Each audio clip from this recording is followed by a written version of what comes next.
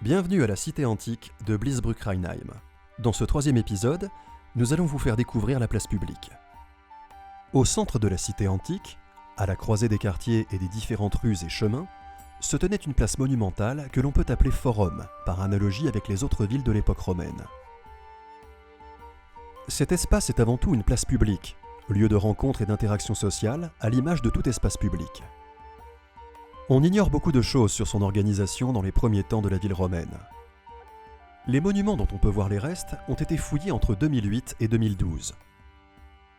Ils correspondent à un réaménagement de la place dans le courant du IIe siècle. Ce forum est séparé à l'ouest par la rue principale qui dessert les quartiers d'habitation. Au sud, se développe une rangée de boutiques sous une galerie couverte appelée portique. Ces dernières lui confèrent un rôle commercial.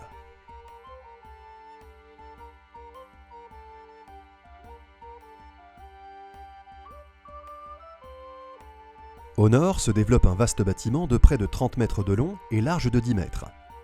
Il s'agit de la basilique. Ce nom nous évoque aujourd'hui un bâtiment religieux, mais dans l'Antiquité, il s'agissait d'un bâtiment où se géraient des activités civiles.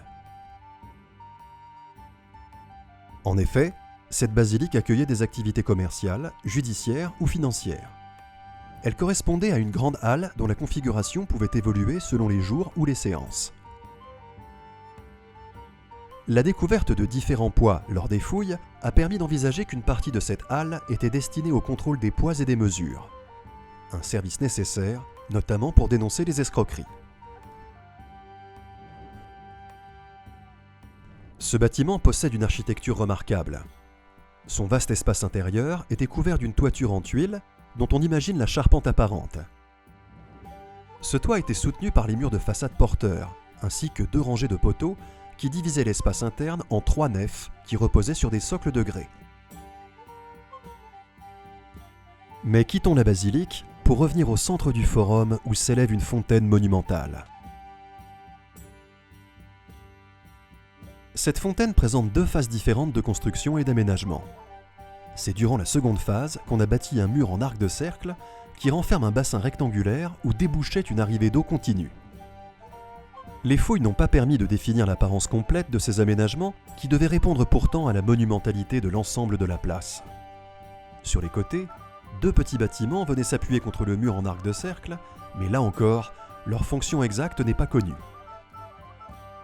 On retiendra surtout que cette fontaine se situe au centre du forum, que son accès était aménagé et devait être bordé d'arbres. Cet agencement rappelait que l'eau était un symbole du pouvoir impérial, l'empereur ayant la réputation de distribuer l'eau dans tout l'Empire. Au prochain épisode, nous découvrirons le fleuron de cet ensemble monumental, l'établissement thermal.